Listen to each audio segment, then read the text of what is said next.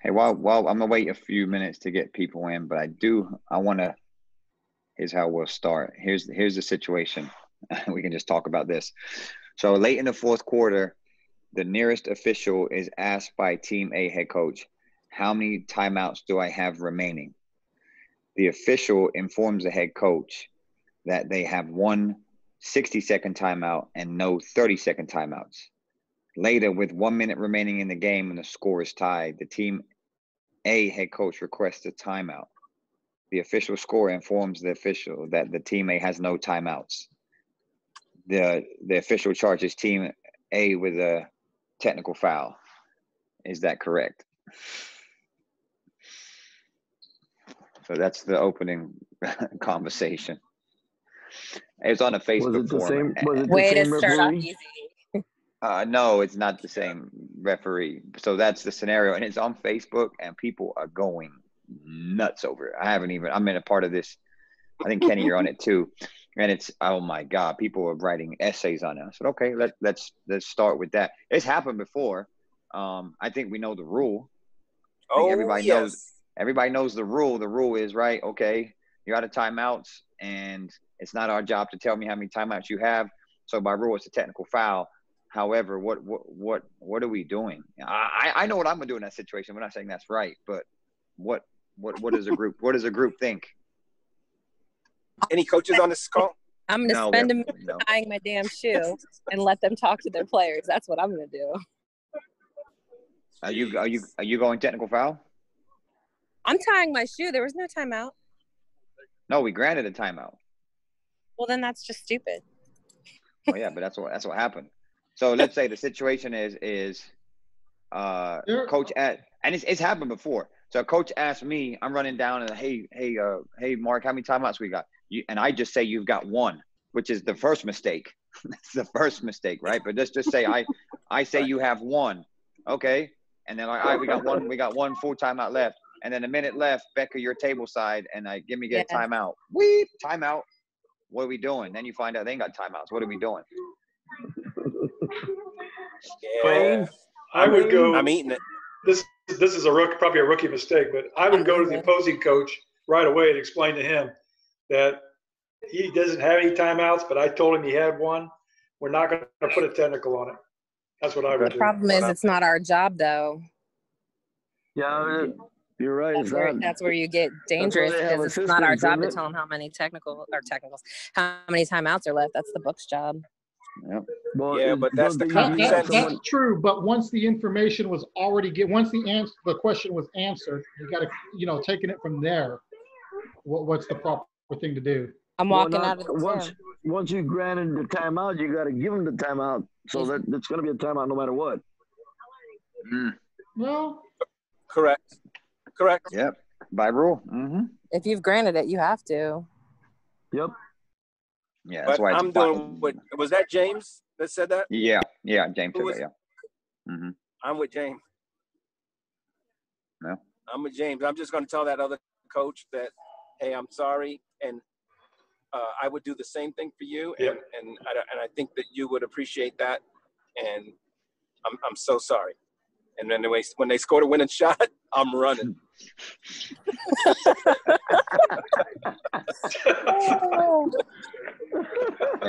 How about we give them two each? Give each coach a full timeout and then call it a day. No, I'm kidding. Yeah, give them an extra timeout. No, give them. He used to be like, "Hey, I'm gonna give you an extra one too. I'm gonna give you an extra one." We're just gonna make it all even, Steven.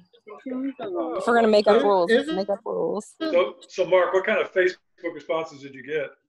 Well, you're getting a lot of both. Like everyone's going by the rule. A lot of people saying by the rule, technical foul.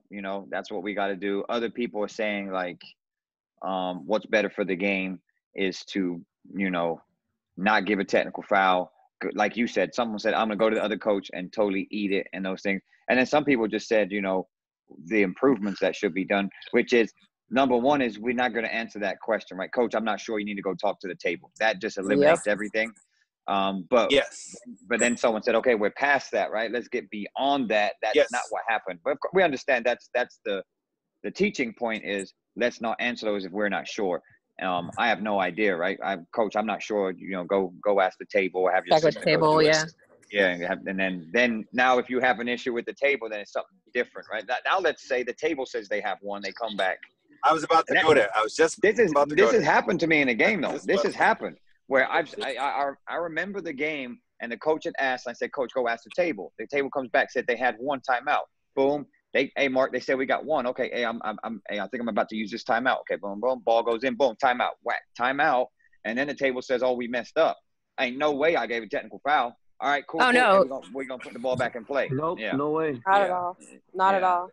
So, but you're still gonna grant them the timeout because you already called it, right? Even though they don't have it. No way. You already issued it.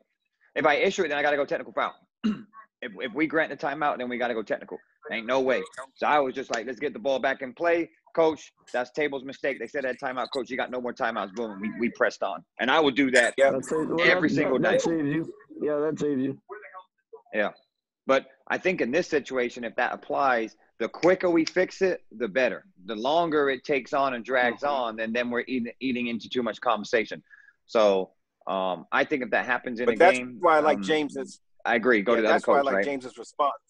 Yeah. Yeah, immediately. I like what you said that. Immediately. I'm gone. Hey, man, I'm sorry. And I think that was a great response. Yeah, go right to the other one. And say that, yeah, like the words, I would do the same thing for you, Coach. Look, this is our mistake, right? Sometimes, I know we got to go by the rules, but sometimes you got to see what's better for the game. It's an interesting one. We do that in some other situations too, not just with timeouts and stuff. Yeah. Things to talk about. All right, well, let's get rolling.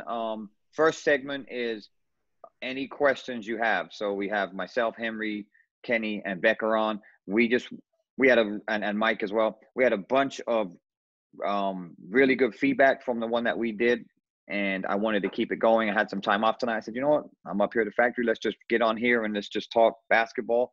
So if you guys have any questions about rules, situations that's happened in your game, anything you want answers for, we're all ears. And that can take, if that takes up the entire time, great. If not, I had some backup. I got some clips and some case plays to go over. But this is basically for you guys. This is for the two-person. We're always going to be talking two-person mechanics. But any questions you have for us or concerns, let us know. We definitely want to help. I truly believe we're going to have a season this year here in San Antonio. It's going to be maybe a little different season. Even Henry was touching on it earlier, where they may not do as many tournaments and things like that, maybe a shortened season. But if everything goes well, I expect us to have a season. So we need to start getting into referee mode. So with that being said, any questions, anything for us, just unmute yourself, or you can chat type in the chat, and we'll have we'll look through that as well. So we are all ears for you guys. I'd like to share some with you, if that's okay. Sure, Jack. I called Henry during the season, and I had a situation over at TMI, and it was not good. And the situation is the game itself was, I just wasn't ready for this TMI coach. It was a JV game, boys, and I wasn't ready for that game. I really wasn't. I say I wasn't ready. I wasn't ready for what was about to happen to me with this TMI. And he was just right away was pretty out of control, and I right away warned him, and he settled down pretty much. But the game got real heated. We got in a situation where it was coming down the last couple points, and it wasn't out of control, but it was just a really tough game to officiate. We had a little attitude on the other team, on their star player. But anyway, my question was this, is that we had a situation where I was trail, and there was a situation where it was the last minute of the game. It was like probably 20 seconds. And the other team was committing an intentional foul, stop the clock to get the free throws, stop the clock basically. And they were trying to hang in. They were down by 3, I think, or whatever it was. Anyhow, that intentional foul was extremely aggressive, and it basically shoved the kid in the back. And it happened in front of the lead, and it happened in front of the bleachers. And the crowd had already been pretty hostile through the game. And I was trail over near the table. So this was happening on the lead side, opposite, over the corner of the floor. And I started stepping toward the middle of the floor, because then they bowed up to each other. and got in each, nose to nose. It really got, and the lead just stood there. And I waited, and it was really getting. So I blew my whistle, and I called a double foul on both. Double technical on both of them. Now, what that did do is that it brought everybody's attention toward me and not those two guys anymore, because the crowd was really screaming at it. They were right there, and the official looked at me stunned that I had done that. But I called a double technical. There were no free throws or anything. It didn't affect the game, but it did kind of calm the situation down. But my concern is I came from my side of the floor and was aggressive with that technical, that double technical, just because I felt like that was going to get out of hand. I really felt like there was a potential with punches being thrown that was really going to get out of hand. What do you guys think on that? What would you have done in that if you were trail opposite that situation? Just the same thing, or let it go, or let the lead handle it, or what would y'all say to that? I'll go first, and anybody else. What about the group? Yeah, no, let the group. Let the group. Okay. Let the group.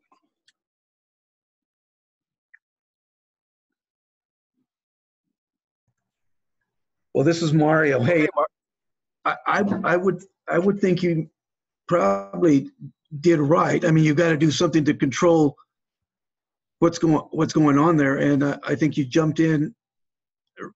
I would have probably done something like that. You're a seasoned official. I'm not. It's good to me. It's good to hear what you're saying, because if I was seasoned, that's you gotta something's going to happen if you don't do something. Your lead didn't do anything. You saw it. So I think what you're saying to me is, I think it's a learning experience for me that I can do something. I don't know what the rest of the group thinks, but to me that would sound good, because you need to diffuse the situation. And you did a good job by bringing the attention to you instead of the kids, or deferring it to you.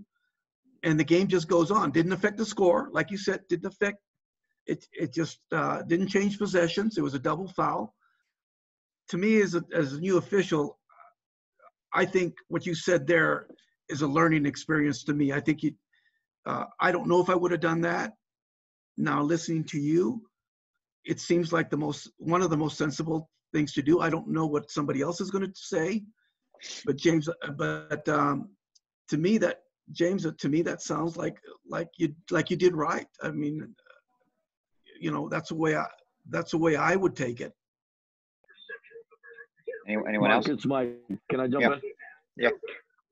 I don't know about the drawing attention. I wouldn't have thought. I don't think I would have thought that would happen. That I wouldn't be thinking about whether I'm drawing attention to myself because of that. But yeah, just to say that I don't think you would want to wait for your co-official to come in and do something. If you see that it's getting out of hand, and you're waiting for your co-official to do something, then before you know it, it's totally out of hand. So I think it's the right thing to do, is just come in and get it done, and then go on from there, in my opinion. Anyone else? Eugene, go ahead. I will say real quick, I'll agree with that. Also, depending on the officials, your co-official's experience, you might they're kind of inexperienced and they're not comfortable in that situation.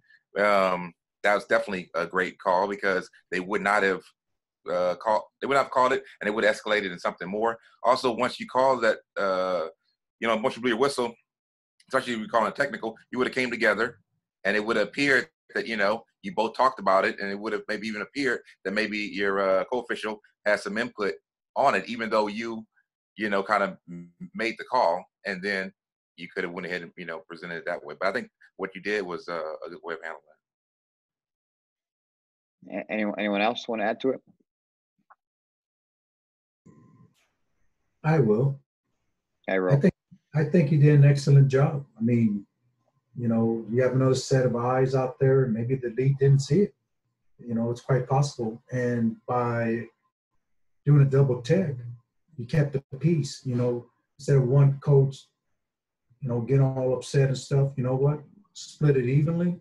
I'm going to keep these two players and teams in check, as well as the coaches, and most importantly, the fans from them. Like you said, they were a little antsy throughout the game and stuff like that, but just right down the middle, kept it even, kept it cool, and he made a decision. You got to make a decision. It was a spot decision, and I would have done the same thing. Okay, yeah, good stuff. Here's some things to add to it. One, TMI, that location, now you've been there, or if you haven't been there before, that gym's really tight. I've been there many times to watch my son play, who's at Cornerstone, and you're right on top of the fans. They only have one side of bleachers. So it's a tough environment. It's packed every time. So that going ahead can help you. Having a tight gym like that, maybe Lead may have missed it due to the fact that the court is really tight and players are on top of you. So that could play a part into it as well. As far as players, we have zero tolerance. That's the best way to look at it. When you have players that are acting out, it's zero tolerance. So I know an assigner, I know Henry would definitely, support you if we have technical fouls, intentional fouls, those type things. What I want to add to it is I want to make sure I got the situation right. Is James, you said that the player was thrown into the stands, which possibly was an intentional foul, and then the player retaliated, popped up, and then we didn't have an intentional foul, but we had a double technical. Is that the play that happened? So the play was going away from me. It wasn't even in my primary, okay? And it was in the Leeds primary, and it was just simply the kid went over to intentionally foul him to stop the clock, okay? But the method that he did is he gave him a shove, and it wasn't a purpose intentional to hurt him shove or retaliatory shove. It was a shove, to stop the clock to get a foul. Instead of just grabbing him, he shoved him. That kid turned around and they bowed it up. And and you're right, it was in a tight gym. But the whole atmosphere of the game, too, there was at least one rookie mistake by me. I had a situation where a kid waved me off on a foul sarcastically. Should have teed that up right away. I didn't do that. The TMI coach didn't like that. That was earlier in the game. I had a real unhappy AD who came up and had his comments with me. I was very professional, didn't say anything, just like you guys probably wouldn't either. And but it was a learning experience for me. It just that wasn't sure about that was, should I have done that? I do feel like it definitely de-escalated the situation right away. That was a good thing. So I felt like, okay, it was a good call. But it bothered me. I came home, called Henry, and let him know about it just because the athletic director got up on us, hammered us pretty good. I don't think that my partner was real happy with it. I don't think he was real happy with me. But, I tried to explain why I did it. I felt like it was a situation. And we kind of departed on that, I can't remember his name now, but I wouldn't say it anyway. But hey, James, can you elaborate on what the AD was wanted from you? That he got was he wanted you to throw the kid out that fouled, or what is it that he was asking you? No, his comments were pretty general. He came up and said that basically you had the gall to call that double technical after the way you guys called this whole game, that sort of thing. And I really was stunned by that because I really felt like we called a great game. I didn't feel like it was bad at all, considering the competitiveness of the game. We had it under control. We just had this end of the game foul on this kid for the other team, and I called the foul, and the kid walked away, waved me off like that, like in disgust. And I probably should have teed that, and I didn't, and that peed off the TMI coach. So the athletic director said we were watching the whole thing. So at the end of the game, he came up to me and questioned how in the world I could call a double technical after some of the stuff that went on in the game and didn't do anything about it. I didn't understand that at all. I felt like that was unfair. But I think he was probably referring more to the fact that this kid on the other team kind of sarcastically waved me off on this fifth foul, and I should have teed him up for that. And the reason why is because if I had teed him up, they go to the line shooting 2, and guess what? The game's like 1 or 2, 3 points. So it was kind of an important play. And I think that was a rookie mistake on my part. Probably should have teed the kid up. Yeah, it's a good learning experience for everybody on here as well. We've all had it. There's been times where kids have, even a coach has given you the hand and waved off, right? And we've talked about things like that. That needs to be addressed. And everybody has different thresholds. So that happens. Some referees may not give a technical foul. Like a wave off of the hand may not be an automatic in your book, right? Now, if it's profanity or things like that, that's different. But those are things that need to be addressed. So, you said you get technical foul, so maybe next time, James, you give a technical foul. Some of the referees on here may not want to give a technical foul for a waive up, but they may go address it. Either they'll go to the player, go to a captain, possibly go to the head coach and say, hey, this is what happened. Can you help me with number 5? I felt like he or she was disrespectful, those things. I know if a kid, my personal opinion, kid waves me off, yeah, it's probably going to be a technical foul. I agree with that. But again, we can say that here when it happens to you, we don't know what to do. The great thing about this is talking about it can help. Right? When you talk about someone else's plays, when you get in the game, guess what? Then you can, oh, I remember that Zoom meeting we had with James Young, talked about his situation. Mm-hmm. It can only help us. But when you're in the fire, then you only know what's going to happen. You can pregame fights, you can pregame situations until you get in the game and it happens to you and you have those reps and hopefully you come out doing it right. But right or wrong, you come out and you learn and you grow. So I believe you grew from that situation. I feel like you did handle it correctly. I felt like it helped the game. Like what you said is it diffused it and it helped the game. So if you can answer those questions, then I think you should feel pretty good about yourself. I'm glad it ate you up though, because that means you care about refereeing, right? I have a question. Yeah, Kenny, go ahead. So first, I wanted to let Mario know that James is a lightly seasoned official. So so he's getting his stripes. So he's not had a lot of years, but I think that was I never thought about the byproduct of a technical foul could be bringing the attention to me and off of the craziness. And I think that's awesome. What was the discussion with your partner after the game regarding that technical foul? Like, did you guys have a discussion? How did he feel? What was the discussion? Well, he was quiet and he really wasn't responding to my comments. And I just felt like he was not happy with that I basically took that and made him look bad maybe in that particular moment. But I explained to him exactly what I explained to everybody here. That was a situation I felt was going to get out of control. We need to double T that, diffuse it, and let's get this game over with and let's get out of here. And I told him that. But there's no doubt about it though that he took a hard, sharp look at me right away and was kind of like shocked. And you could tell in his expression, that look. And so I was really quick to explain to him when the game was over. Him and I went over and sat down. We were getting dressed to leave. The athletic director, then that shocked me. I've never had an athletic director do that before. I thought that was unusual. And then we got outside. I felt like I needed to explain to him, explain to him the situation that, the reason I did that. And, but again, he didn't really reply to me. He kind of quiet and that was it. And I even texted him later on, apologized to him that if I offended you somehow or whatever, sure didn't mean to do that. He never replied to my text message. So and he's a seasoned official. So I was kind of, I felt kind of bad about it, and I got a hold of Henry and talked to Henry. So yeah, I think the only thing I'd like to add to that is that I think we've all had those games that I think in the spur of the moment it can turn in a heartbeat without even having any previous situations in the game. It's just one thing that happens and boom, your game gets looks like it's getting out of control, and you got to come do something, because if you don't, you're going to really lose control. Yep. Yeah, I'll tell you one thing, guys, and from an unseasoned official, it's nice to be in a real experienced crew. There's no doubt about it. It's nice to have guys out there that know what they're doing. It sure helps to cover the mistakes. I did that one three efficient game in that girls game. That was nice to have two great guys that knew what the heck was going on and nothing but compliments all through the game toward me. So when you're throwing out there a 2-man crew and the other one's just not real responsive, and oh my gosh, the environment is like it was an eye opener for me. But we did all right. I moved on. For what it's worth. And I think you make a good point. You make a good point that's our to the group is that's our support system out there is our other guy. So we have to try to be on the same page, or at least understand, like, even if we do something the other one doesn't like, but just to have the discussion. And so I appreciate that. And guys, remember, that's the only other guy with us or gal with us. We got to take care of one another.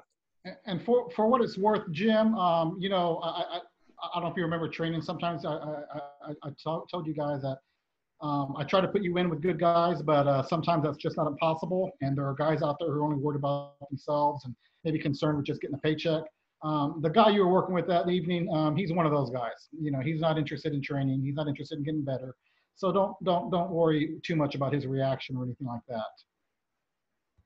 Gee, thank you. Well, I do want to add though, what are tools to the group? Okay, so let's say that situation happens, just like James says, you have a situation in the game and you know there's going to be some kind of discussion in the locker room. So what are ways that we can maybe diffuse a situation or come out? And sometimes you can't. Sometimes you go in there, whatever. But what are you guys thinking about that we could do better in that situation to maybe improve the dialogue that James and his partner obviously didn't have? I think throughout the game, and it may have been difficult just because the person that you're working with is having communication, talking about, you know, listen, it's a close game, you know, it's kind of heated, you know, during timeouts or, you know, whenever you have opportunity to speak to each other, it's starting to, you know, if you're an experienced person, you can tell like a younger person, hey, I feel something's, you know, kind of brewing. I can tell, I can see what's happening. Or even, you know, we talk to people, hey, watch, you know, number 15 and 20, they're kind of giving each other a little extra business down there. Just, you know, keep an extra eye out. Or even if it's someone that obviously seasoned, again, I think just good communication will help, you know, keep an eye out. Because maybe, like I said, the guy wasn't, your partner wasn't really, I won't say paying attention, but I don't know, maybe, you know, it's close to the end of the game. He's ready to get out of there. Maybe it's been a tough game. I know with tough games, sometimes you know, you're wanting to serve and get out of there. And, but still, if it's something bad like that, you got to get that because that's where most bad things happen is at the end of the games. I think good communication would really help during the game and then even after, because then you kind of set a little precedent. Okay, now you can talk to each other. But if you haven't really been talking to each other throughout the game, don't expect to really be talking to each other at the end of the game. Anyone else? Thanks, Eugene. Well, I got a question. Could that have been resolved without the double technical? Would Williams have worked in that? I mean, I'd have to see the play. I can't comment on that. That's my opinion. But from the way that you described it, no, I don't think so. Like you said, it helped the situation, diffused the situation. You know, I'm not a huge fan of like double fouls and double technicals, but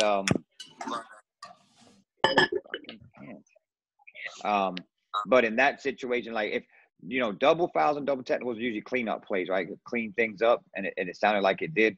What I wanted to talk about is, so we've talked a lot on, we're doing some crew chief meetings that have been really good, right? Talking about better ways to communicate, and we discussed what are the, you know, the top qualities of being a crew chief, and it's come down to communication and leadership. Not being the best play caller, not getting your plays right, and all that. That's important, don't get me wrong, but the communication piece is the biggest thing.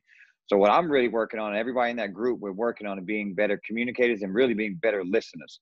So when like if I was in that situation, I think the way I would have handled it, and anybody else can add to it, if I'm going into that locker room knowing that I came to get a double technical in front of my partner, and I can already sense that they're upset, I would probably go into the locker room and say, hey, before we leave, let's just talk about that double. Yeah, you probably, like to Eugene's point, the guy probably wants to leave and get out of there, right? So we don't need to be there having a long discussion and on. But hey, before we leave, let's just talk real quick about that double, that you know, the big play, because you know that's the play of the game. It's on both of your mind. I would probably ask the referee, like, hey, what did you see on that play, as opposed to saying, I felt like I had to come get that play because it was better for the game, right? So now you put it on them. Hey, what did you see on that play?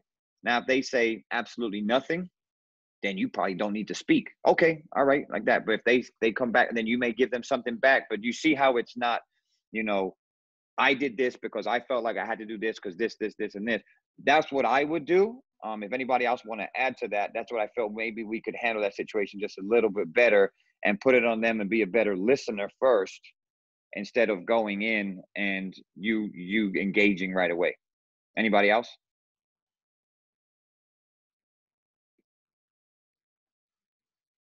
Okay, let me ask you this, James. If you did that, do you think that may have been a better conversation you guys had after the game? I don't think he would have given me any kind of an answer. I think that'd been fine. You know, I think that's a better approach because it's not so direct. Yep. It puts it on him. It lets him comment and opinionate on it. Yeah, I like that idea. And I'm going to use it. If I have to use it again, I'll definitely do that. Do it. If there's anytime there's something where I'm in somebody's primary, you know, during halftime, we can definitely do that. That's the way I'll do it. I like that suggestion. You know me. I mean, I'm easy to get along with. Oh, I know. I am. I'm not a difficult official. I mean, I'm just out there trying to get better. And I think in that situation, I got better that night for sure. There you go. All right. Well, thanks for sharing that, James. Really good. That's a really good discussion. Anybody else got a situation, a play, anything that happened during the season they'd like to talk about?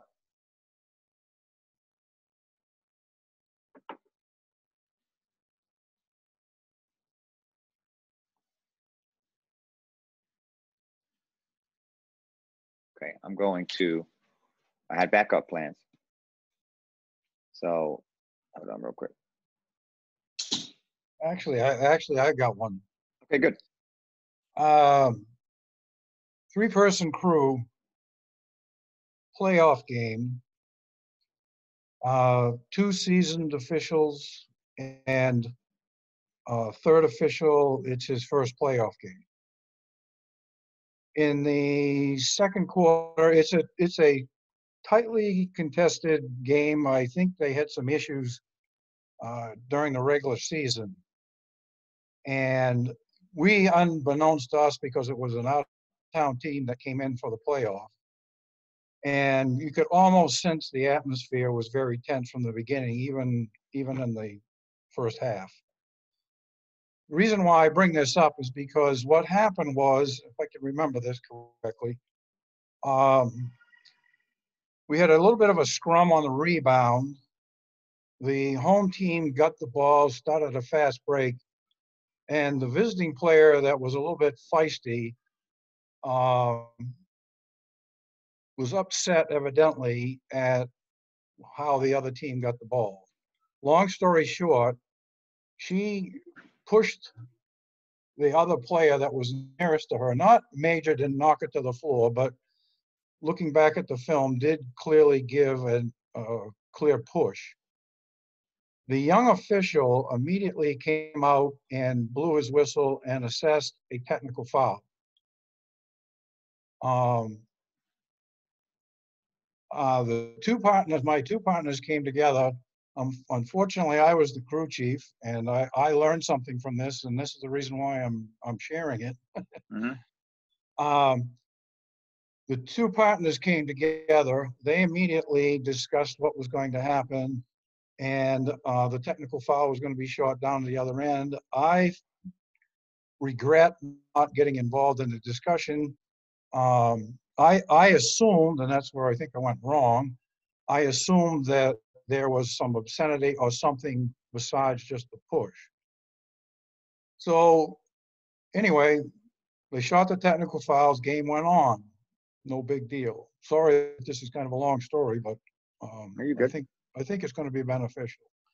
So at halftime, we got in, and I just kind of quietly, it kind of goes along with a previous discussion about talking in the locker room and what have you, and how you approach it. And so I was just curious. I said, so Matt, I said, what did that girl say to get the technical foul? And he immediately responded, she didn't say anything. She just gave her a push. And immediately in my mind, I go, uh-oh, we shouldn't have a technical foul there. I don't know if you want to stop there and talk about why that shouldn't be a technical foul, or because the story goes on, or do you want me to give the whole story? No, you can do the whole story, and then because we'll be able to backtrack. We'll backtrack to that point, and then we'll close on. Okay. Well, then I've got to explain what I said next. Then I said, well, okay. I said, unfortunately, I said we probably we shouldn't have had a technical foul. We should have had an intentional foul because the ball was live, and that's just an intentional foul. So I said, but we just got to keep this in mind. Now, this is where I can use some guidance, because in debriefing it out here, we've kind of got 50-50 on what should happen next. should we at halftime, knowing that that shouldn't have been a technical foul, and I can still remember the player's number 5 now has a technical foul against her. Mm-hmm. And she is a very feisty player, as I said. So in the locker room at halftime, I said, now remember, if this girl gets involved in another situation, we got to make sure it's a good one, because if she gets another technical foul assessed to her directly, she's gone. And I'm saying, I'm not, don't misunderstand. I'm not trying to protect a particular player, but it's too, she's really been unfairly protected.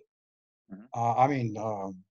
Given the foul. So anyway, we go out second half and away we go. The game continues. It's still really, really a challenging game. And sure enough, it gets into the fourth quarter. We have a loose ball situation. This number 5 dives for the ball. She gets frustrated. She comes up, and sure enough, now she gives a shove, and she gets her second technical foul, and she's out of the game. So, have at it.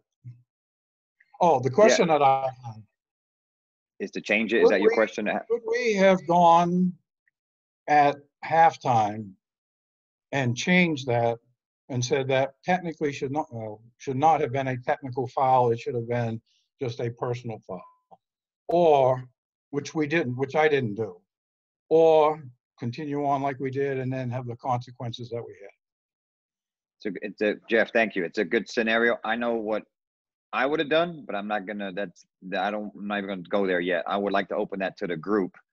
I knew where you were going with that.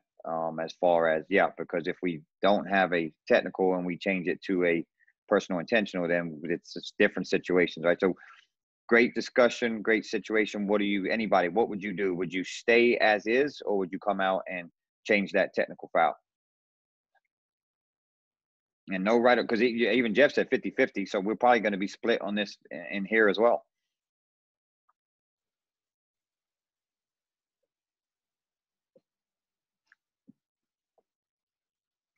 I think if the foul could have been changed to a intentional, I think that was the correct call, based on what based on the actual foul. It should have been an intentional foul. I'm sorry, not a technical foul. So if we're able to change it, I would have at that time again went to the opposing coach, explained what what we're doing, and made that correction. Okay, so we've got one, and Mario agrees too. So we've got anybody got anything different? My first question would be: is it one of the correctable errors?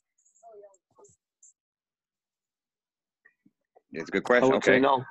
All right, doesn't fall under correctable error. However, does it fall under misapplying a rule? I wouldn't change it in my opinion. Okay, so Mike wouldn't. Does it fall under misapplying a rule? Well, that was going to be my question.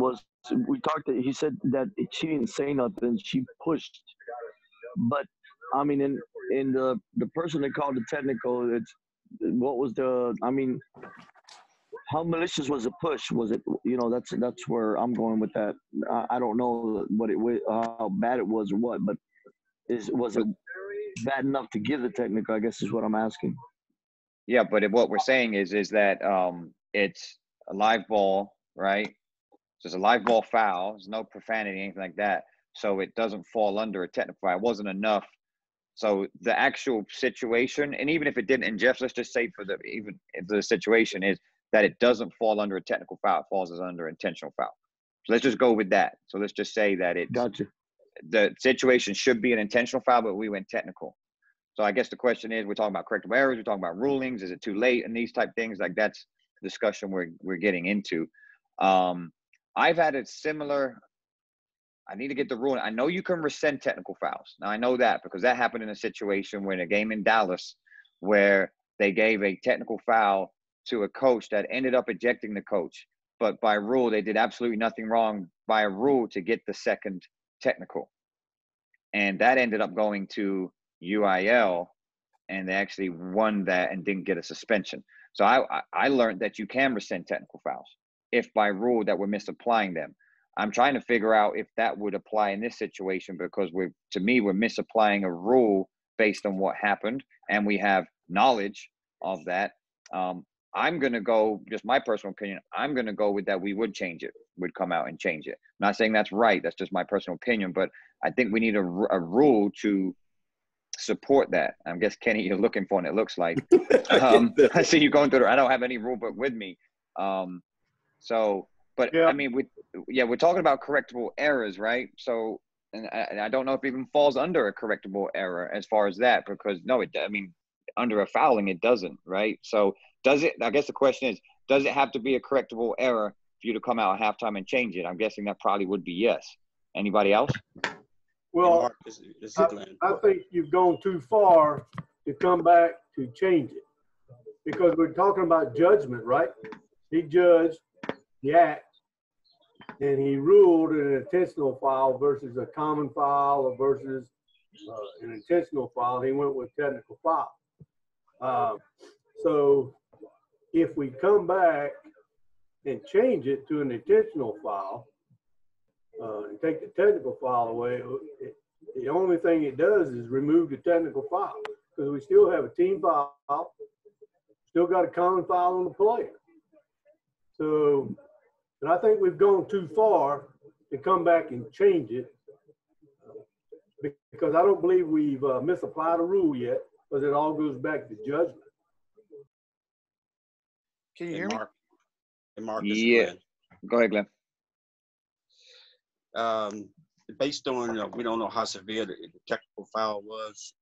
I mean, the push was, we can't say it wasn't a technical foul, but if it was just a push, no, it should have been an intentional foul, and we cannot go back at half because it's not a correctable error, and plus the time frame is already passed for a correctable error. So it stays the same. Unfortunately, we just misapplied the rule. But based on what he saw, if he deemed it was severe enough to be a technical foul, then fine. But from what the discussion that I'm getting is that he said it was just a push, so it was off the ball. It would be more or less an intentional foul, which was misapplied at the beginning. When we went in the half, we had a discussion about it. That's the great part about it. But we missed the rule, and we can't go back and correct it, even if it was a correctable error. And to Marvin's point, it doesn't rescind the foul on the player. And we start in the second half, so it wouldn't apply to the team fouls. So the player would still have it. So if we were going to do anything, we had to do it within that time frame. And that should have been the discussion once we got together to report it, where we slowed down and took our time and discussed it, and then went to the table. Right. Yeah, I totally agree with that. But yeah, the teaching point is definitely, like Jeff said, he should have got involved and that wouldn't have happened. But let's get beyond that. Let's say, so Kenny, did you find anything? Or Jeff, did you find anything out with this? Well, unfortunately, it definitely is not a correctable error. It's not one of the five. It's not one of the 5 things listed. And whoever just spoke is, even if it was, the time frame is gone. So that's out. The issue is, 1, misapplication of the rule, right, and 2, could you bring it in under the guise of a mistake in recording, although it's actually a mistake by we as an official in reporting? That's kind of the sticky wicket that I couldn't find in the rule book anywhere. And one of the suggestions that came back to me was, well, and sometimes if it's not in the book, then we just have to do the right thing. And as the gentleman pointed out just a minute ago, really it had no effect on the player other than she had a technical foul against her. And then, if she hadn't got that second technical, we wouldn't, it wouldn't be that big a deal, but she got that. So, it's something that she needed to be aware of, but unfortunately we put her in that pickle to begin with. That's where I will disagree with you, Jeff. We didn't put her in that pickle. That second technical foul, you're aware that you have a first, right? You're aware. So her behavior put her in that pickle, right? All we're doing is adjudicating the behavior. That's good. That's an excellent point. You're right. Yeah. Can I say something? Yeah, go ahead, Law. So, like a first year official, right? So I'm still learning the game. Prior to the game, we get together with the captains. They control your team. All right. Let's have a good game. Let's play hard, but let's keep it clean.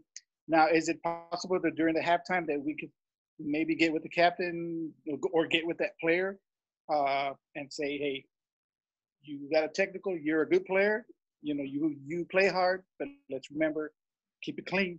You do have one technical, and it's not going to change. What do you think about that? Absolutely. Yeah, preventive officiating. Absolutely. It's a good point. Yep, absolutely. I'm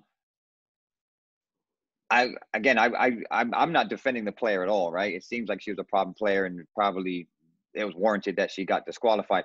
I'm just a big rules guy, so I'm just want to know if you can do that, because let's just say she wasn't a problem player, right? I'm just playing devil's advocate. Just say that, and now misapplying a rule. What does that? That's what I'm getting at. I'm with Jeff on that. Like we're misapplying a rule, and I don't know how if you can change it or not. I don't think it, and we know it doesn't fall under correctable error, right? We know that. So that's out the window. Like I said, because they rescinded a technical foul. I've seen them do that before. I'm not saying that you rescind it, but I'm going to dig into that. I don't know. I understand what people are saying, but I don't think anybody has a rule that actually either way applies to this situation.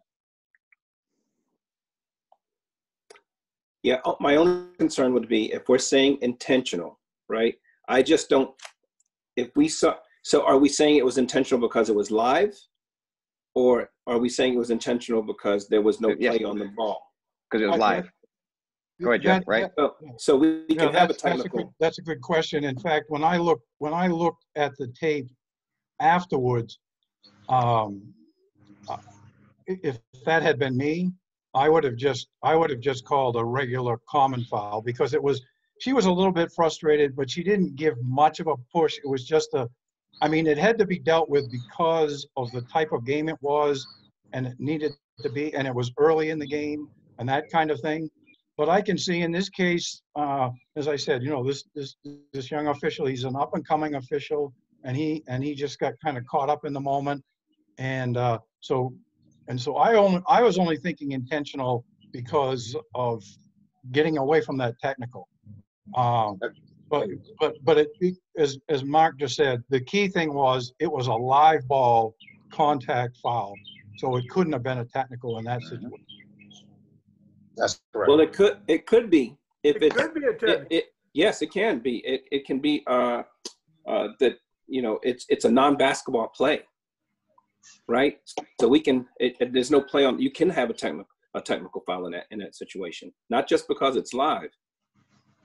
Do we have an intentional? It could be an unsporting act. Yeah, because if he had an unsporting act severe enough that he wanted to do that, he would have given that a technical foul. But dead balls is a different situation. Now you're dealing with technical fouls because the balls, but a live ball, you can call any type of foul as long as you meet the requirement for applied to that type of foul.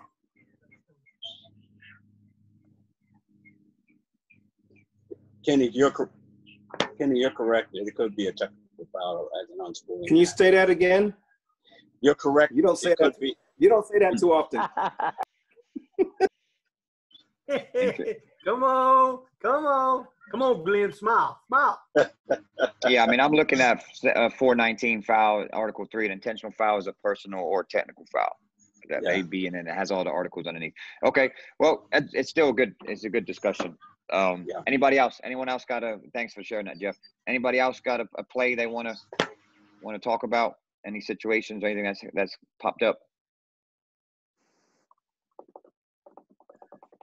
For y'all that just joined, I know there's a handful that just jumped on. All we're talking about is situations, plays, anything officiated related that you have.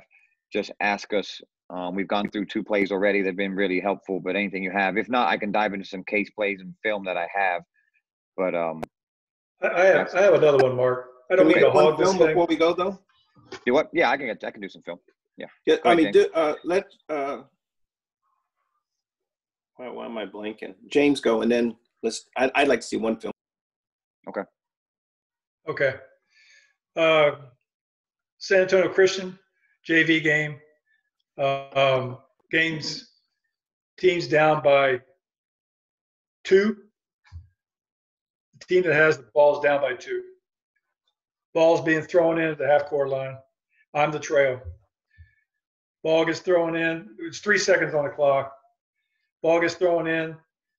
Kid immediately moves up to the 3-point line and begins to shoot the ball, and he's hit from the back. And he's hit from the back, and it's a foul, and I call it. And the buzzer sounds, clock runs out. Now, Kenny, what's your son's name? Raphael. Raphael was there. They got the varsity game after that. And Raphael educated me. He educated us, my partner. But I want to share it because we've got some young officials, and they'll make sure they don't make this mistake that I made. So with that, first of all, I didn't even see the feet. So I didn't even know if it was 3-point shot or 2-point shot because of the nature of the foul. And also, I didn't have good spacing. I'm bouncing it in, but I was really crowding the play. So if I think I was further away, I would have seen the feet better. And it was one of those kind of fouls that, it's not where you contest it. It's one of those fouls where he hit him from the back. It was kind of like he was a little out of control trying to get caught up to him, I think. So it was an obvious foul. It was a good call, no problem. And we had to go shoot the shots. Now, the mistake I made was, and Raphael had pointed out to me, the mistake I made was that, first of all, was it a 3 or 2? I didn't go to my partner to ask that. I assumed it was a 3. And the coach had to bring that up. I didn't even think about it. When I went to the table to make the call, and it was John Valenzuela was the one that said, was that a 3 or 2? Oh, crud. I said, okay, again, rookie mistake. Didn't go to the other official and ask him. I don't think he saw it anyway as a lead, but I said 3. Okay. So we went to shoot the shots, and we didn't put any time on the clock because he was fouled while there was still time on the clock. Now, this is what Raphael told me, that you got to put something on the clock. You can't just go up and shoot 3 free throws with no time on the clock. Now, whether that's true or not, you guys can correct that or whatever. But his suggestion was, is that the clock hadn't run out when he attempted the shot. It ran out after the foul, and that there should have been time put back on the clock, and then you can shoot the 3 free throws, and then chop the clock if miss or make, or if it's missed on the 3rd free throw. So that was the situation, and the coaches from the San Antonio Christian were good, man. They were great guys. I think they knew that I knew John Valenzuela anyway from coaching years, but it was a mistake, no doubt about it. It wasn't done well. It didn't make the free throws, so it didn't change the course of the game. The team that had the lead kept it. The kid had missed the free. He made 1, missed the other 2, so that was the end of the game anyway. But if he had made 2 and tied it and gone overtime, that would have been a mistake that I made that, shouldn't have happened. That probably would have changed the course of the game if he had made those 2. So I just bring that up, to share with you guys. Okay. Anybody want to add to it or anything? I got a good situation, but if anybody wants to talk on that, yeah. But no, to answer you, James, though, you can have no time on the clock and somebody can shoot. So if you're saying that the foul happened at the same time, that you can do that. I actually didn't know that. I always was, well, how can that happen? Either the foul happened or the shot got off, right? But you can do it. There's even a case play that says that you can shoot with no time on the clock, with nobody on the line, and it can determine the outcome of the game if you're going to lose, win, or go to overtime. So that's on there. Hey, Mark. Yeah, go ahead, Glenn. I got a question for James. Did you have definite knowledge that there were times? No, see, I didn't really see the clock. I didn't pay attention to the clock, and I think that Jim has 2 clocks. I mean, the league could have seen it from his end, but no, I didn't. I was so busy focusing, because I want to make sure I get this right as far as fouls go. This is where inexperienced official not looking here and looking here. I was looking here. Well, there's 2 steps in that.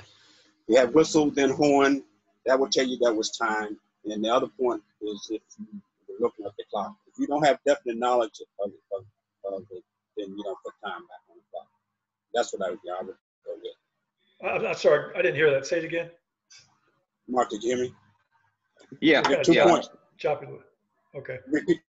There are 2 points there. You got whistle, then horn. That tell you that's time, or if you see it. Now, if you don't have either one, then you can't put time back on the clock. If you have no definite knowledge of it, then you can't put time back on the clock. And remember, and that's for both officials. Yeah, they both have to not have that knowledge. Well, here's where the mistake was. What I should have done is I should have come together with my partner and said, okay, now you guys have said this, and I don't know, when you're in the heat of the game, you don't think. Should have come together and say, okay, you keep your eye on that clock. I'm going to watch that shooter, because he was going to be pretty much out of the play. It was going to be my play because I was the trail, and it had to be a 3-point shot. So, So anyway, we should have done that. We didn't do that. Well, that's another pregame thing. If you have shooter up and down the other off official, who normally doesn't have responsibility of the clock, should help you out on that information, bring that information to you. So that's something that you can add to your pregame. Hey, I got the shooter up and down, can help me out with the clock. You're not gonna call it, but you bring it to me and let me know whether they got off in time or not. That'll help you that way. So that's another thing you can add to your pregame. I think I saw Raul about to get on. I believe you can do that at the moment doing that dead ball just before putting the ball in play. Right. James could have stepped out and said, hey, I need help with the clock before we put the ball in play. So we're aware of the situation because we only got tenths of seconds or less than whatever time before that shot goes off. Pre-game it, but I think game situation says we reaffirm with our partners that I got this, you got that, let's go. That's correct, Marvin. That is correct. Okay. Yeah. Real quick though, I want to discuss for everybody that when we pregame, we're not looking at the clock. If we look at the clock, I'm not talking when it starts, but on a last second shot, the moment, and I did this my first year with Mac. I remember last second shot, and I look at the clock while it was actually in a men's league game while a guy is shooting it, and he comes, he goes, "What are you looking at the clock for?" I said, "Well, I want to see if they got the shot off in time." He's like, "Yeah, but then how do you know if they got fouled, if it's on a 3-point shot, this. Do not look at the clock. Listen for the horn, right?" And then to Glenn's point, if it's whistle horn, right, tweet horn, then we know we've got to put time back on. If it's horn whistle, and if it's not intentional or technical, then we have nothing, right? We're going to go, that's the end of the game. And then if you're not 100% sure, then you definitely want a conference anyway. And then it could be if it's like you think if it's the same time, that's a situation you're going to put zeros back on the clock. Put zeros on the clock, and you're just going to go ahead and shoot. But I just heard a lot of people saying that someone needs to get eyes on the clock. No, we only need to get eyes on the clock to make sure it starts. And you can peek at it if you want, but on the last second shot, your main focus is staying with that shooter up and down to again know if it's a 3 or a 2 in y'all situation, if they get fouled or not. And then you hope that your partner can definitely bring information to you. But that's not easy. I can tell you that's not easy, but that's something that we definitely need to pregame and talk to. Anybody want to add to that? I just want to make sure we're consistent in the group, that we understand we're not looking at a clock on the last second shot. That's correct. Go ahead, Ro. Yeah, Ro, go ahead. The only other thing other than the time, the question that came up from James was, and he didn't ask his partner, whether it was a 3 or just a regular 2-point shot. So if you're not 100%, if it's a 3, I would have went with the 2. How can you give them a three free throws if you're not 100%? So for me, thank God he missed two of the 3 free throws. But like I said, if you're not 100% and your partner didn't see it to cover for you, then I would have just given him 2 free throws. Yeah, totally agree. A real rookie mistake for me, for sure. But another thing about that too, about this whole play, a good learning point is sometimes fouls, they don't occur. A guy guards somebody, in front of the basket. Sometimes fouls occur like that in odd ways, where you're not really ready for that. In other words, you're kind of looking for somebody to square up and put a hand up in his face when he's shooting. Here was an odd foul that came from the back. I was almost straight lined in it, and it was an odd play, or is an odd foul, and a kind of a crucial point of the game. Can someone answer my question on the chat? What was the question, Kenny? Who else can we ask if we're not sure about a 2 or 3 point shot? Yeah, that's a I was just gonna go with that. I was just gonna ask that. I mean, a lot of times in those JV games, we have kids at the table, but sometimes we have adults that are going to be doing the next game, and they're early and they're at the table. Would we say that we could go to them and ask them for help? Yeah. I think. Well, so let's talk about the rule first. So let's not talk about if they're kids or if they're not kids. I hear what you're saying, Mike. What the audience needs to know is that we can go to the table. Let's just call them a table. Let's not call them kids or adults. So we can, by rule, go to the table to assist on a 3-point shot. Then you're right. If it's kids, I don't know if I'm going. I'll go the opposite. You think it's a 3? It's a 2. I was going more towards the time part than the telling us whether it's a 3 or a 2. I don't know if we can on timing. I don't know if we can ask the clock. Glenn?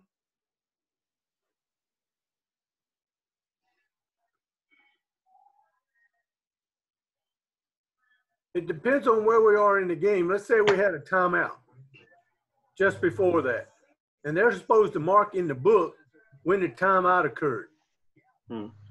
So we could, if we know by that method, we could possibly go ask the table about time, but we have to know.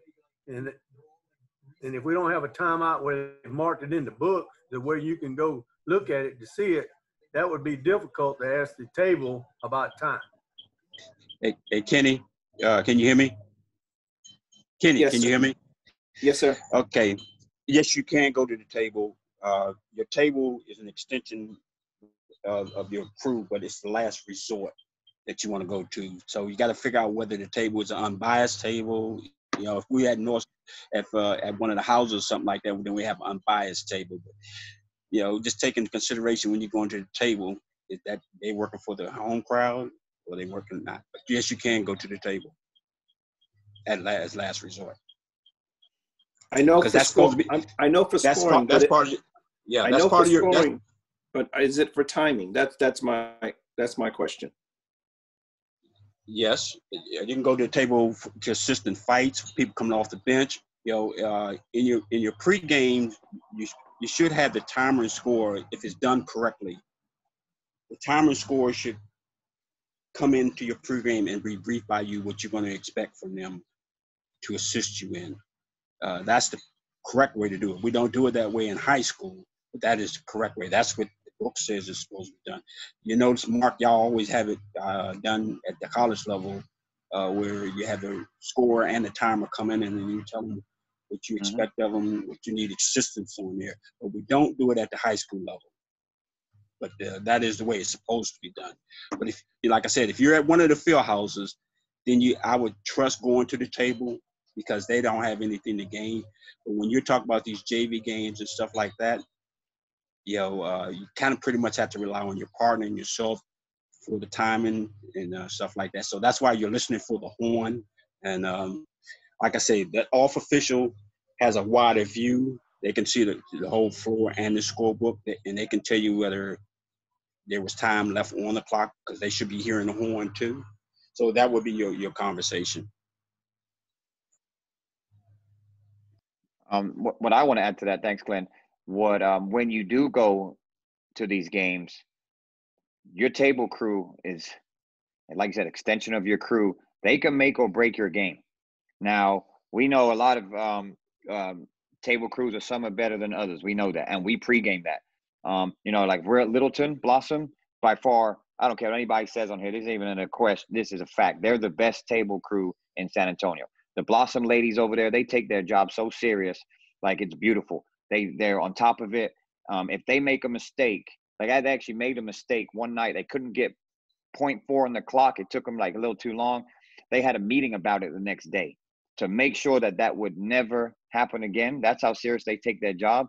But then it just makes you as a crew feel so much more comfortable when you're at a game, when your table crew is taking their job so seriously and they're a part of your team and they want to help you. Now, when you go to these sub-varsity games, middle school games, JV games, you're not going to get that. You're typically going to get like an English teacher, a math teacher, someone that has to stay there. It's vital that you go over and you talk to them prior to the game. One, make them feel comfortable and not telling them what to do, but then also asking them any questions you may have. Did you have any situations come up? How was your last game? Those things, because you need to know that information. If they made mistakes last game, you don't want to make them here. And I know a lot of us on here have told our table crews, hey, can you help us? Sometimes we may miss shooters. Sometimes we may miss the fouler. Sometimes we may not get the sub that came in correct. You know, all these things. Can you assist us with this, and this? They're gonna want to help you. But if you don't say anything to them, then they're just gonna get in and get out and expect you that you're the ones that are gonna have to figure it out. So I like the conversation we're going with that. But it's vital that you're really talking to your table crew, making them feel comfortable. And it can only help you in situations that may come up. All right, so I'm gonna do one clip and I'm gonna go with the group. So there's 22 of you in the chat. Just write which one you want to do. We've got one, which is coach's behavior. We have coach's behavior. It's a longer clip. Or I have another one where it's a clip with two different angles. And Marvin, Kenny, Henry, Mike Hernandez, you've seen them already. So some of you have, probably Mario and Michael, but a lot of you haven't. We've gone over these in our regular Zooms. So again, all you got to do in the chat is just write coach or view, because I got two views. So whatever you want to see, whatever the most come in, I'll go with that one, because I just want to go over one clip. We'll be done by 7:30. So the view is one at the trail position and one at lead. So you get two different camera angles, and the other one is on the coach. All right, so we got view, coach. So it's 3-1 right now. Anybody else? Coach, coach, coach, coach. Okay. 1, 2, 3. God, hopefully we can go over both of them if we get through them quick, but probably not. All right, we're tied. We're tied at 4. 1, 2, 3, 4. Boom, boom, coach, coach. Okay, we'll go view then. All right, let's go view. All right, thank y'all for doing that. Sorry, too late, Michael. All right, so let's go. It's a 3-person game, but we're just going to treat it just like a 2-person game. So the first one right here, let's just say this is lead and trail. So let's just say our trail is supposed to be in their dependable position, 28-foot line, and then the play goes here. So just take the mechanics out for 3-person, and let's just say this is a 2-person game. I'll show it twice. Hopefully it doesn't lag too much. Let me optimize my screen real quick, because this always helps with it. Let's do this again. Boom, optimize. All right. Okay, here we go.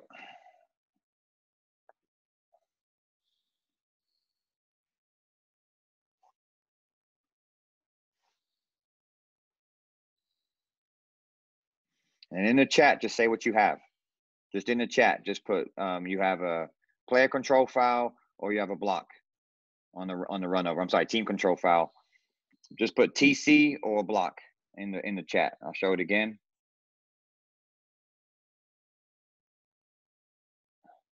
Yeah, boom. That's your position at trail. So let's just say at trail, you had to come get this. Lead didn't have a whistle, and you've got to come get this at trail. What are you going to have?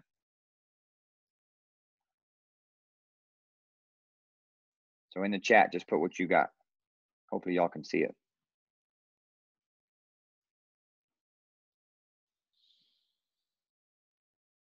Someone's writing on my screen. So if you wrote those lines, screen froze. Okay, I'll do it again slow-mo too. I'll do it right here. So in the point of contact, we'll go here. Marvin, travel wasn't an option. Okay, boom, right there. All right, so, okay. Thank you for all that. So, right.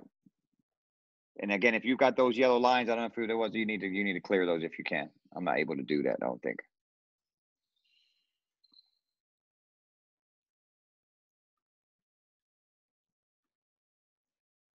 Okay, thanks for the input. Here's the next one. All right. This will be the lead angle.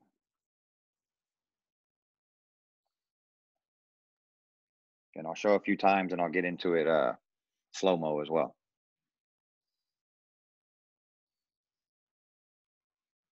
Again, in the chat, tell me what you got. And you've got same thing, either TC, team control foul, or we got a blocking foul.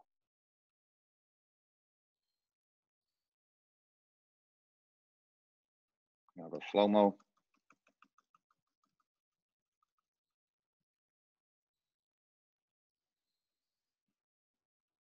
Hope it's not lagging too much for you guys. Again, slow-mo.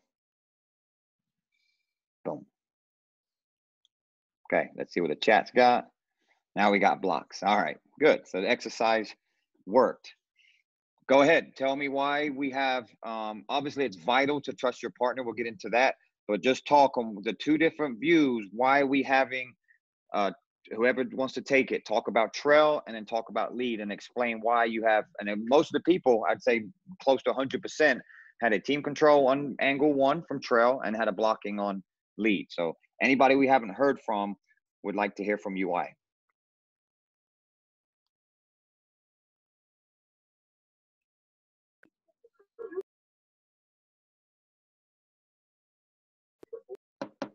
From the trail, we're seeing the backside of it. So from the trail, you're seeing the offensive player.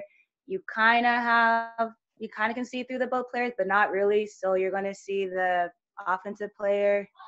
You see the offensive player, the advantage, you see the backside. And then from the lead, because you can see in between the players and you can get wide, you can see that she was still moving to get underneath, to get position as the offensive player was coming towards her.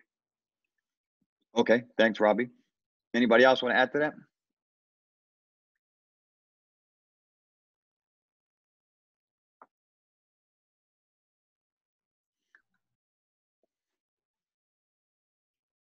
I mean, all of you answered, so there's got to be something going on in there that why you felt one was a team control, a run over, and why one was a block.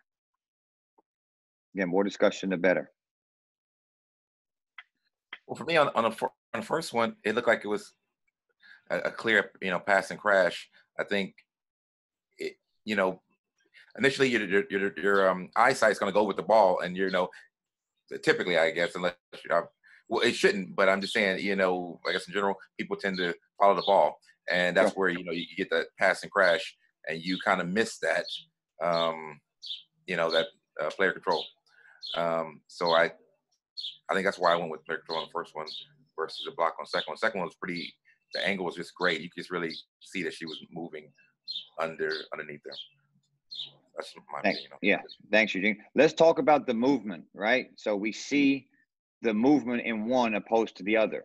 So talk about why we see a totally different play from a different angle based on obviously your view from it and also the movement. What do we miss? What's the movement that we clearly miss in one clip to the other one?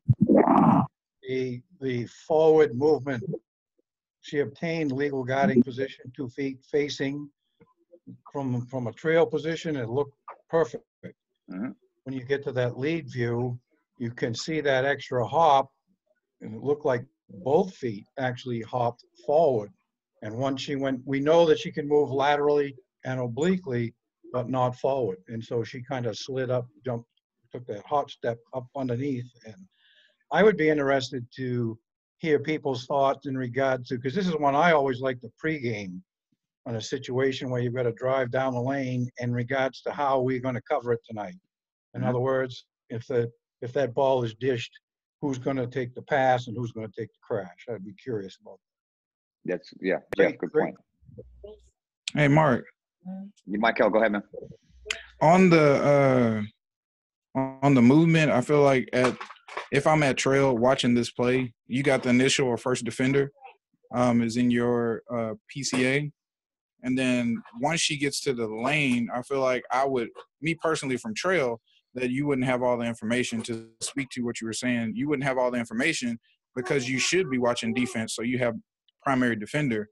So you're watching that. And the secondary defender slides also at the last minute. So you would trust your partner, me personally, to say that lead would have the full view. They would have the more of the picture of that defender.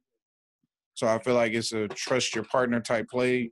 And I would be off of it at trail. Okay, good point. I'm gonna add to that in a little bit. Anybody else? Good. I have one question from Michael's point. So Michael, lead doesn't put a whistle on it. Mm-hmm. What do you do? Okay. If lead does not put a whistle on it, I'm definitely gonna post and hold, and then hopefully from the post and hold, I'll be able to gather information before I make a ruling. But if he doesn't put a whistle on it and I got to go with knowledge based on the play, I'm going PC. That's what I will go to put a whistle on it, because bodies hit the floor, and I feel like we would have to have something. And if we got to have something, and I got to go with what I think, I'm a barely see her move, and I'm going to see contact and fall and the follow through. I'm going PC and ask my partner, hey, did you have anything on that? No. Okay, well that's what we're going with. That's how I would do it. Good answer. Because so we're saying there has to be a whistle on this play. Yeah, I was going to say. Yep. Mm-hmm. Yeah, we can all agree there's got to be a whistle on this, right? Yep. Amen. Amen. Amen. All right, so let's talk coverage.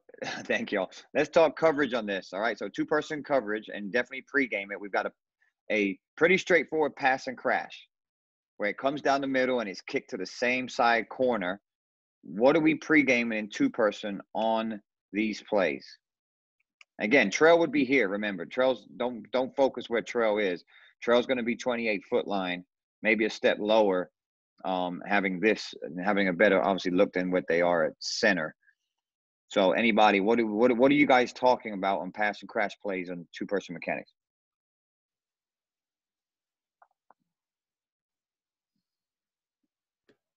Hold and come together to, like you say, gather, like Mikel said, gather information.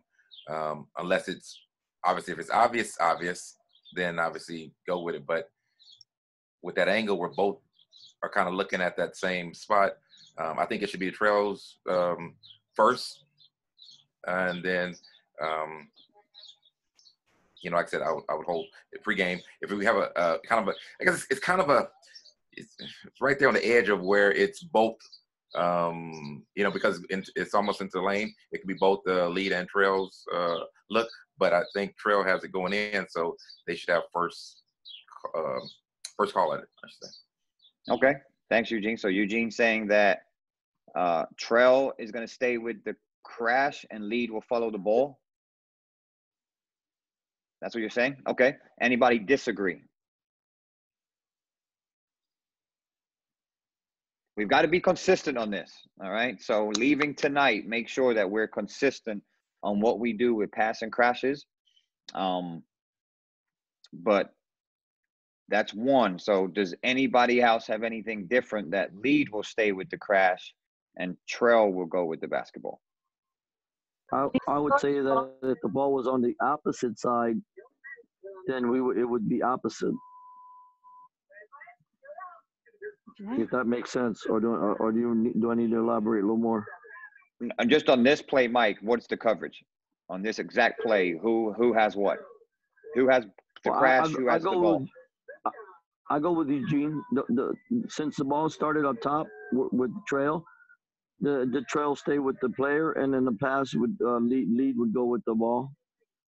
Okay, so let's go back into the views that we have, right? So we're saying if lead doesn't have a whistle on this, that we would come get it at Trail, secondary cadence whistle, but we would get it wrong, right? So let's think about that. If we're saying that everyone at Trail said this was a team control foul, and then we go to lead, we're like, oh man, no, that's a blocking foul.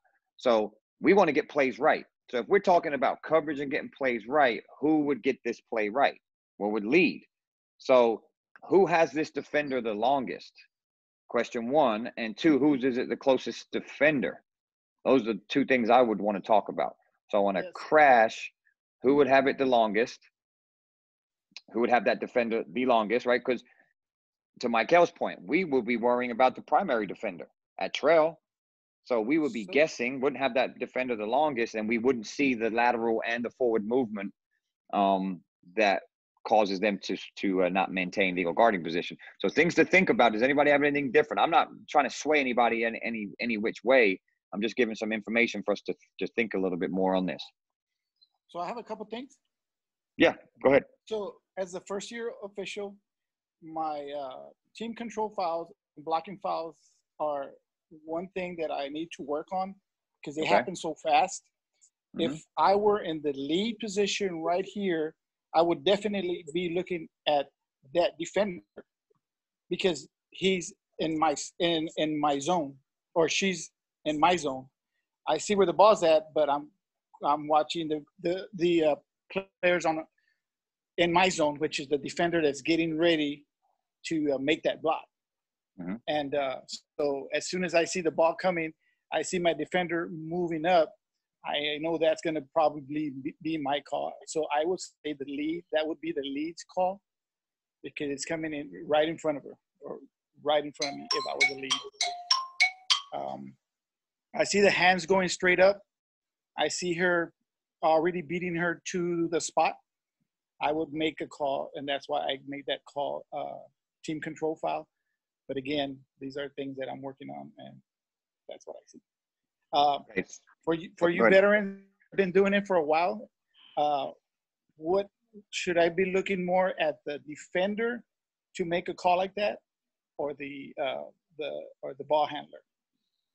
To be honest, I would if I was refereeing this, I would do the exact same thing that you're talking about. I would be watching because I have great position anyways, right? But I would have been watching that defender because that's my primary first defender right there. So I would have seen that. I would open up to be able to see the pass, but I would have had a whistle on that before. So I agree with you. I just spoke. Good comment on opening up, see the pass. I like that. Yeah.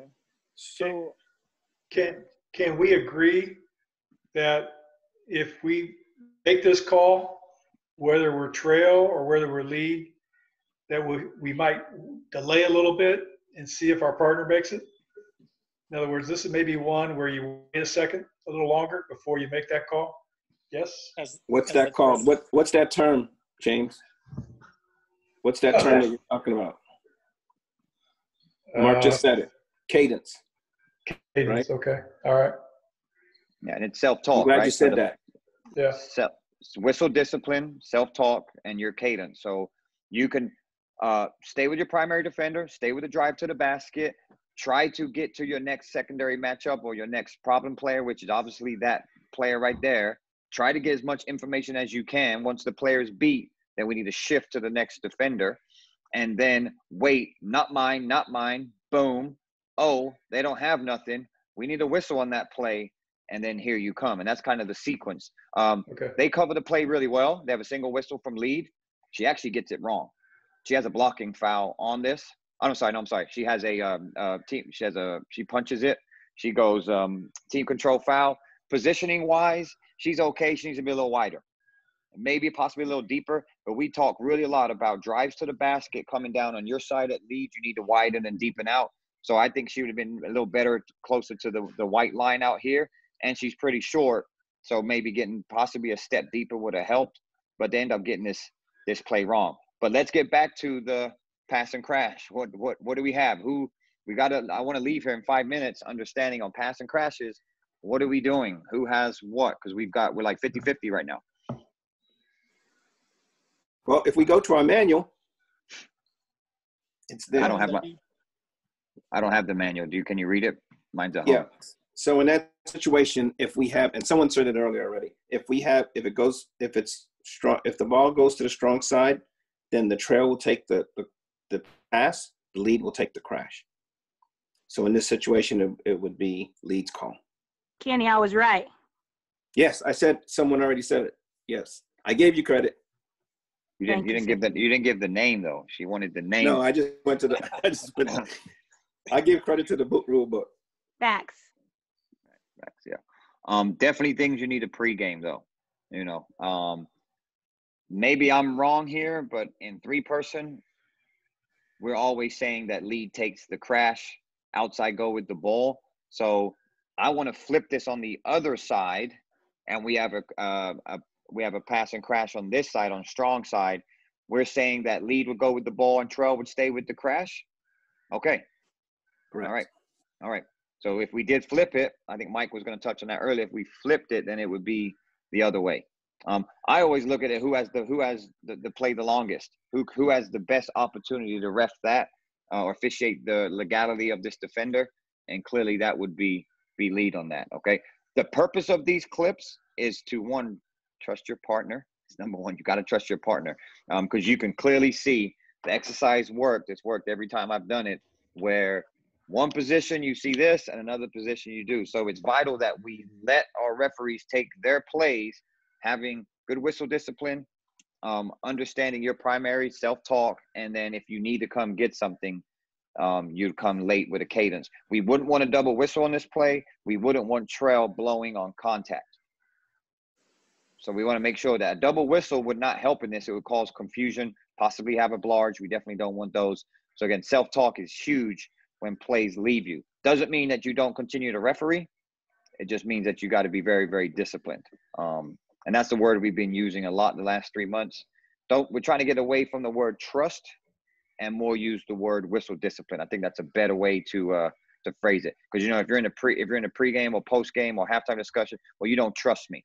Let's try to get away from that and talk more about, you know, having whistle discipline and those type things. Because again, if you have a play where it's finished and then there's no whistle and you come to get it late, that's a lot easier to explain when you're blowing the same time when it's not your play. Then you get into those like, well, why you don't trust me? Why are you blowing the same time I'm blowing in my primary? So that's kind of the culture change we've been working on and using that word.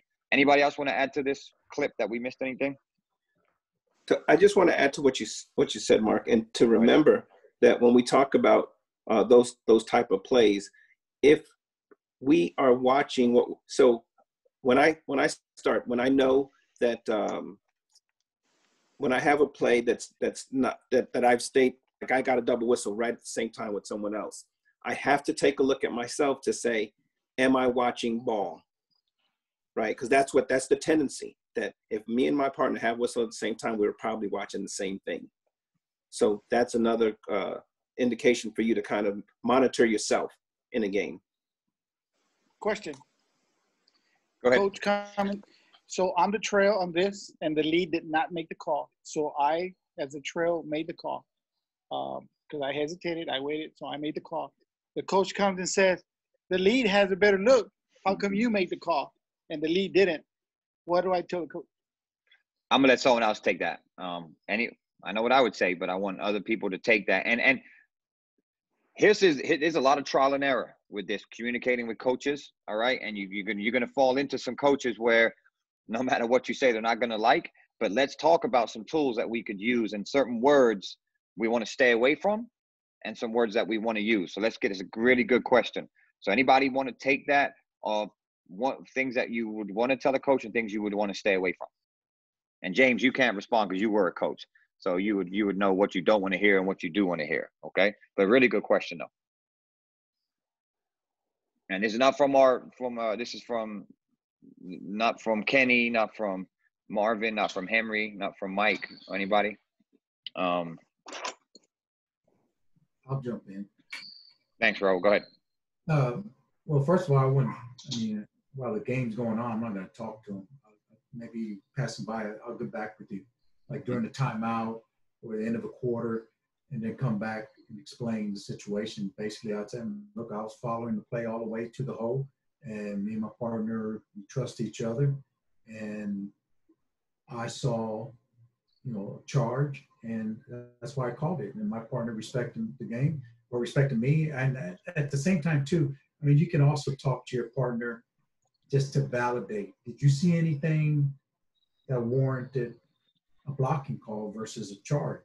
And if, so that's what the other thing I would tell the coach. I said, hey, look, I spoke to my partner before, we got together, during this timeout, just to make sure, and just to keep the peace. I said, look, hey, it was my call. I followed it all the way through, and me and my partner, we worked together and we trust each other. And I asked him or her if she saw anything different.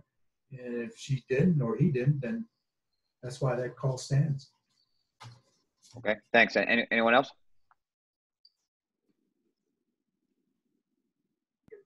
I would like to ask Lalo. Lalo, what would you think you would want to say to him? Just take a wild gander at it.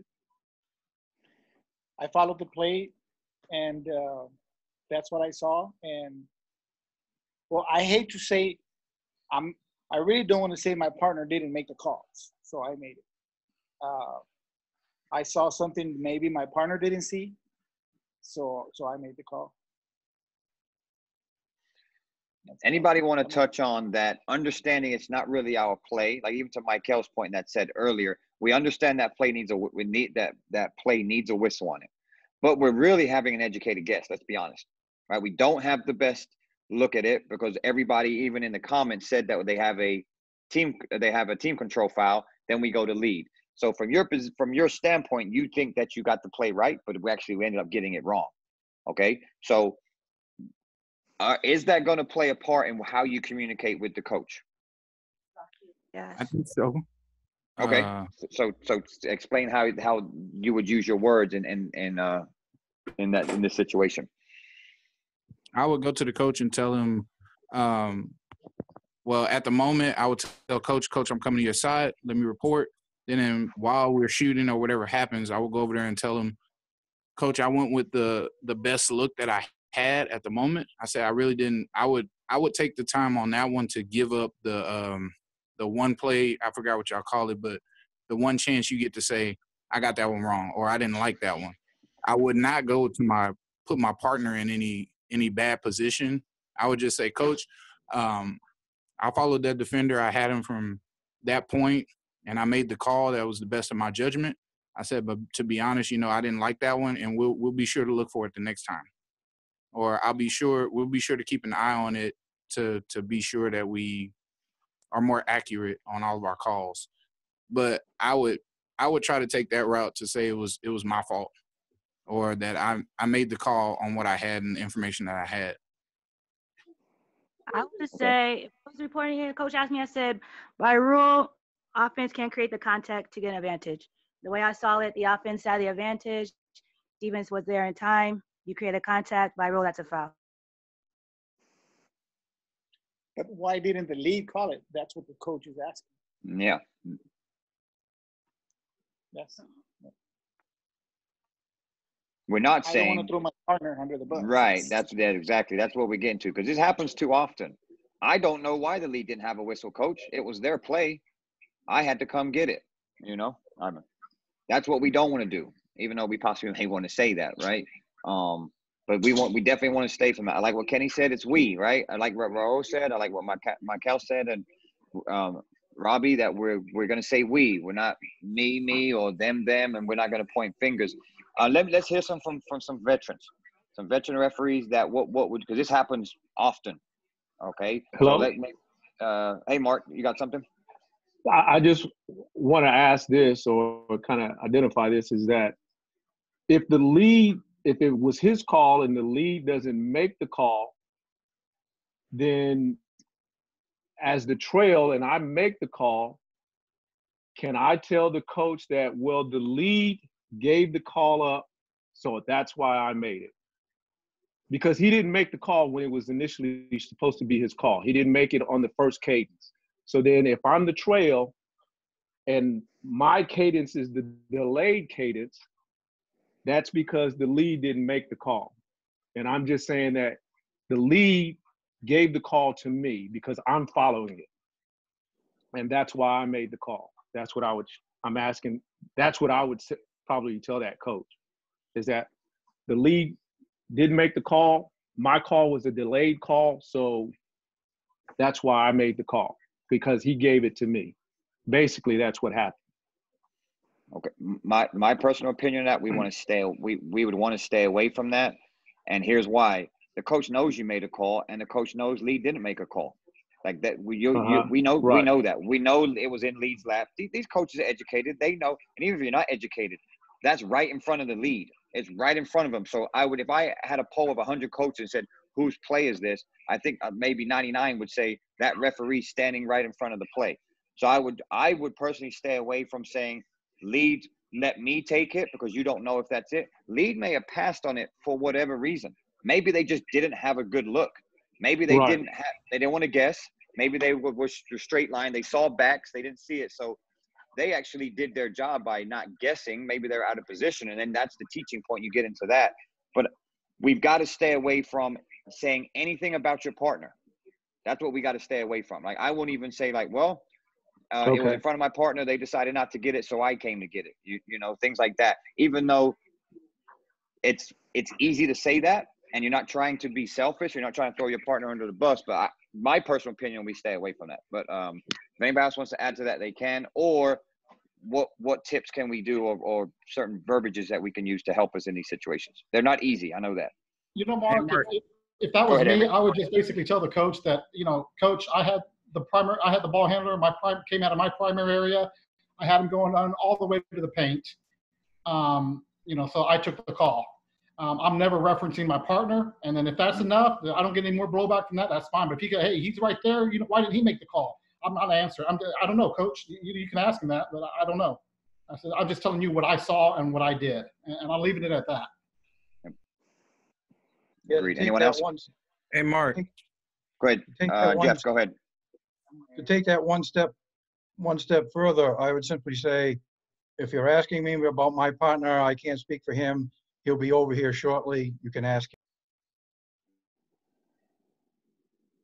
Yep, agreed. Anyone else? I had a question on that. Michael, go ahead. Go ahead, Michael. I had a question. So in this circumstance or this situation, what if at trail you blow it and then your partner blows it and he points to you and gives up the call without talking, right? Y'all don't discuss, nobody, you know, you don't know what he had. Y'all both post and then he points at you and you go over and report. And then the coach asks that question. Is it okay to tell the coach we had the same call, even though you're not 100%? We did. He gave me the call. I'm not gonna say what they had. Now you can say, hey, you saw coach, the partner gave it up to me, and that's what I had. But I'm not gonna say we had the same call, because that's what happens. Hey, because this happened before. We've had double whistles, and they've had it, and then the coach be like, hey, Mark, I know you didn't have the same thing. Now they'll try to bait you into it, right? Coach, I'm not sure what you're talking about. Oh, I know you didn't have a block on that. I know you had a charge. I could tell that you were going to go charge with it. They'll try whatever they can to get us to go in against each other. That's what they want to try to do. And we've got to have that we. I like what everybody said. We've got to stay away from talking about our partners. And then we have those discussions we have in the locker room. So this situation, I like what everybody said, but that doesn't mean we don't have a discussion in the locker room about this. If this is in the first half, at halftime, hey, what did you see on that block charge I had to come get from the 28-foot line at trail? And then they'll say this, well, Mark, I just had a really bad look. Okay, that can't happen again in the second half. You're going to have to work a little harder to get a better look. If you need to get wider, this team is taking a lot of block charge plays. Imagine you had 7 of those plays in that game. You better make sure that you get the right referee taking the plays, their plays to the table. Otherwise, you're going to be 0 for 7. And guess what coaches do? They go look at the film, right? They will go, especially when most of you guys are going to get to the varsity level. That I know you guys want to do that, and it's going to happen. And even in two-person mechanics, it's even harder, right? Two-person mechanics is so tough. So you really got to really fight for angles. You've got to understand style of play and those type things. But I like what everybody said. We're not going to sell our partners out. Definitely don't speak for your partners. Hey, like to Jeff's point, hey, coach, I'm not sure with my partners. They'll be over in a little bit. You can ask them. I can only speak on what I saw. And you just go with that. Less is more. I can tell you that. Less is more. The more that we continue to talk to coaches, they may come back over to, oh, well, what about the other play you meant, coach? We're not talking about that. That's it. We're done. Because that's what they want to continue to start a dialogue and start talking about other plays. What I've learned is something some of you guys to take with. I'll send it to all you. I think the chapter needs to get it out. I watched a YouTube video with Mike Eads. For you that don't know him, Division I referee, Final Four referee. He just retired. Now he's the coordinator for the SEC. If you don't know who he is, as soon as I show you the picture, oh, yeah, that guy. That dude is on ESPN every night working Duke games, North Carolina games, big-time referee. I've always liked the way he communicates. Great communicator with players, with coaches, all that things.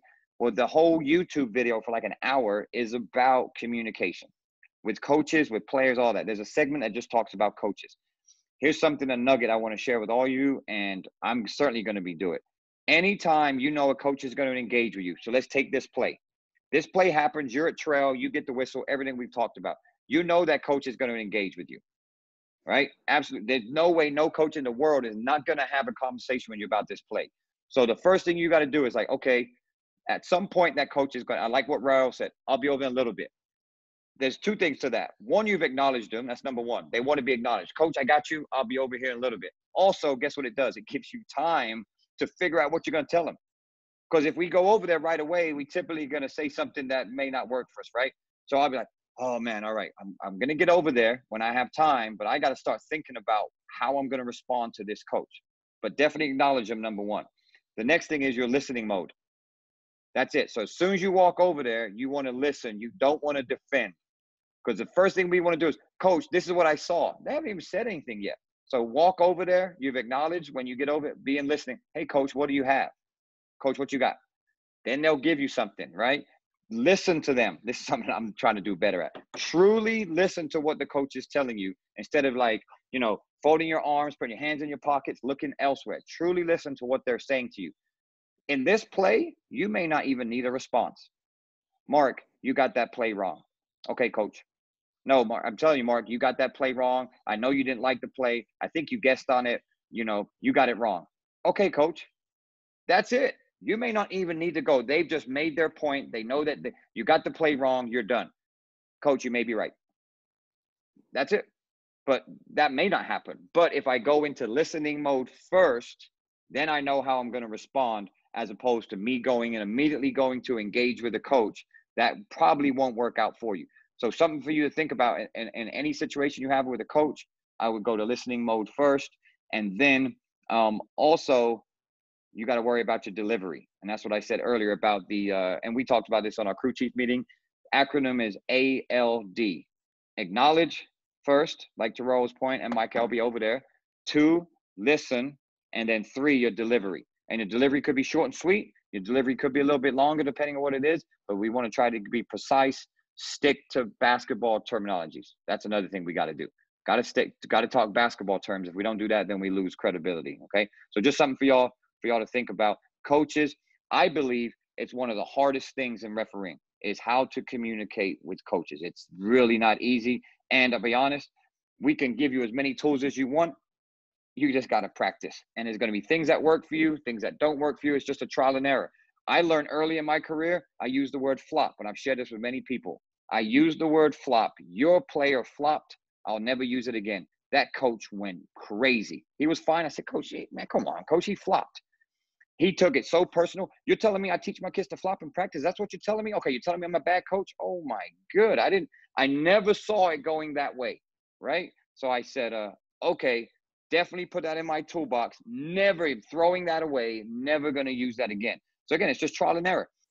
Things that work, some don't. Relationships with coaches can be different, especially if you guys do, you know, you see a coach over and over again. Well, it's going to be different. You've had some credibility with that coach. You've got, you know, some understanding about them. You may talk to them a little different.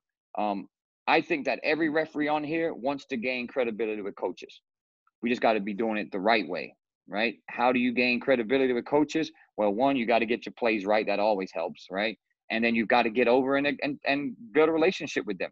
If you just go to a game and you hang out and don't talk to any coaches the whole game, they may think you're good or bad, but they're not going to remember you, right? They want to remember you in some sort of way, like, oh, I remember, you know, James Young. He hustled really well. He was open. I could talk to him. Those type things. That's how you build credibility. All right. So just something I wanted to share to you about with communication coaches is hard. Good point, Michael. I've read the book. Verbal Judo is great.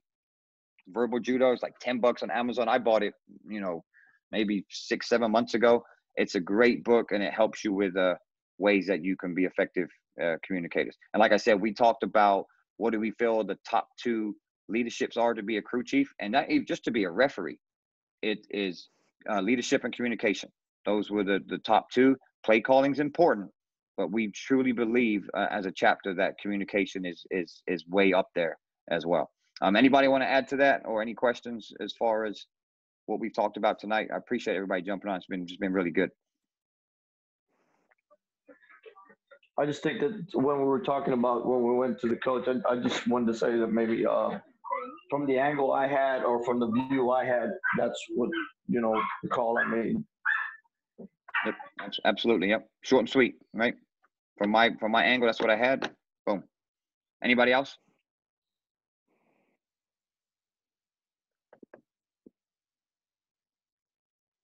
Okay. It's been great. I will record it. I mean, it's being recorded. I'm sorry. I'll throw it up on our, for you guys that weren't on our last one. We have, if you just go to YouTube, SABOA training, got like close to 30 videos on there. Those are going to be from our Zoom with our DDR, NBA referees, our Zoom from our 3-person training. It's going to have some clips on there, some breakdowns. It has the last 2-person one we did. It has our rate system up there. It has a bunch of stuff for you guys to go look at. If you have any questions, hi, Dinah just jumped on, our president. Reach out to her, Henry, myself, Marvin, Kenny. There's everyone on here is available to help you. So if you ever need anything, feel free to reach out to us. We're going to do our 2-person training every 2 weeks. So there'll be not this next Tuesday, but the following Tuesday. And what I'll do is I'll get Diana's going to get a Zoom link out, and it'll be the same each one. So it'll be a reoccurring Zoom link and password, so you won't get a new one each time. And the good thing is you click on it, and it'll go to your calendar. So for y'all that put it on your phones, it'll go into your calendar, and then you'll just have a reminder every 2 weeks that we're doing it. But I really like the dialogue tonight. And that's how we get better, when you guys bring up situations that happen in your games and all that. I mean, that's how we learn. So I appreciate the you know, you guys jumping on and sharing some situations that you have, and we can all learn from it. So yeah, I appreciate you guys. This has been really good. If anybody else wants to say anything to close, feel free. Otherwise, we'll go. Go ahead, Diana. Yep. Just wanted to say it's good to see younger officials on.